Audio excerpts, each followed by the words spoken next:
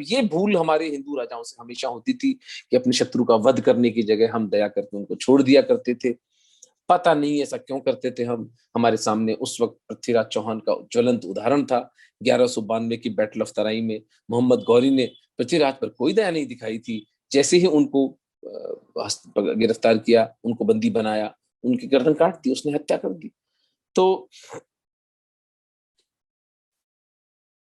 तुगलक एक समझौता करता है महाराणा हमीर सिंह जी के साथ। हमीर कहते हैं कि मुझे पूरा का पूरा राजस्थान, हरियाणा, पंजाब जो आज का है, सिंध,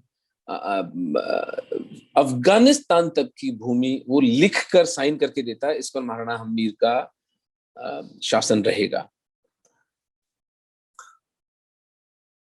दूसरा, लगभग 5,000 घोड़े वो महाराणा हमीर सिंह जी को देता है। लगभग 500 वॉर एलिफेंट्स और 1 लाख स्वर्ण मुद्राएं मेवाड़ की सत्ता को Muhammad bin Tughlaq, the great sultan of Delhi, अर्पित करता है। आप गूगल करें अभी तो आप मोहम्मद बिन तुगलक का जो साम्राज्य है अगर गूगल पे दिखाया जाएगा तो आपको मेवाड़ का उसमें कहीं एक बूंद भी, एक स्पेक भी नजर नहीं आएगा, एक छोटा सा बिंदु भी नजर नहीं आएगा।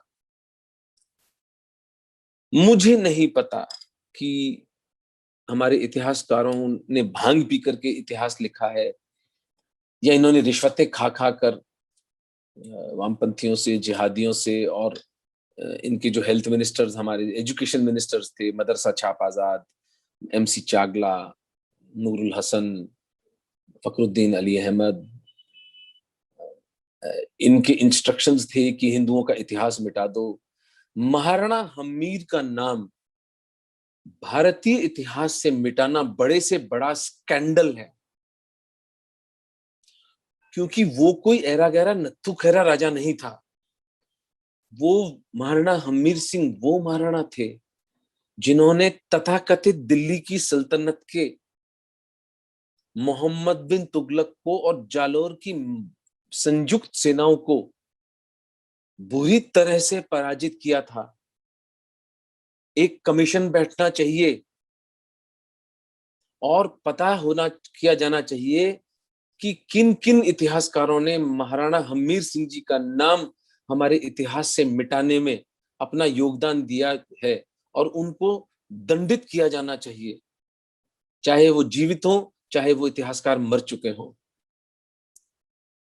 इतने प्रतापी हिंदू राजा का नाम इतिहास से मिटा देना बड़े से बड़ा छल है हिंदू समाज के साथ।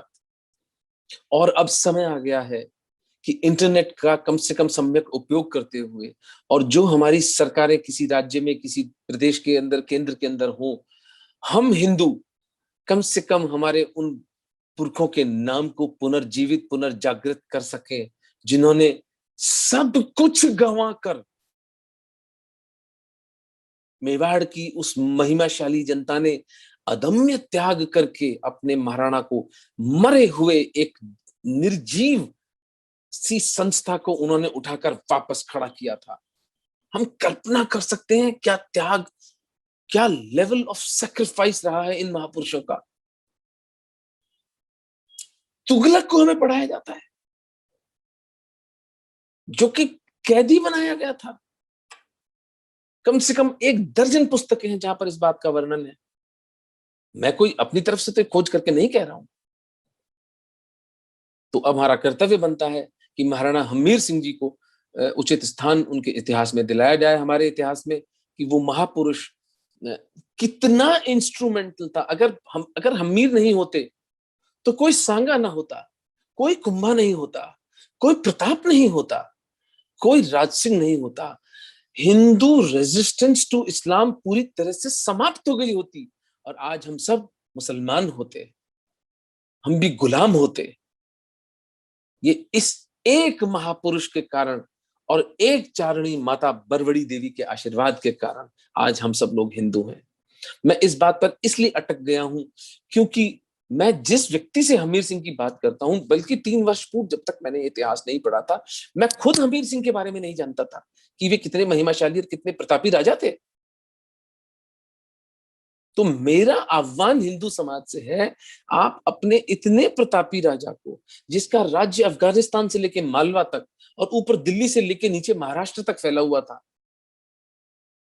इसका कोई उल्लेख नहीं मिलता। हमारे बच्चों को हम महाराणा हमीर सिंह का नाम तक नहीं बताते। तो हम कि ये जो छल हुआ है हिंदू समाज के साथ, इसका साक्ष्यों के साथ, तथ्यों के साथ इस पर और रिसर्च होनी चाहिए, और शिलाखंड मिलेंगे, और लेखकों के लेख मिलेंगे, और किसी घराने की पुरानी जो रिकॉर्ड्स हैं उसमें महाराणा हमीर सिंह पर कुछ मिलेगा।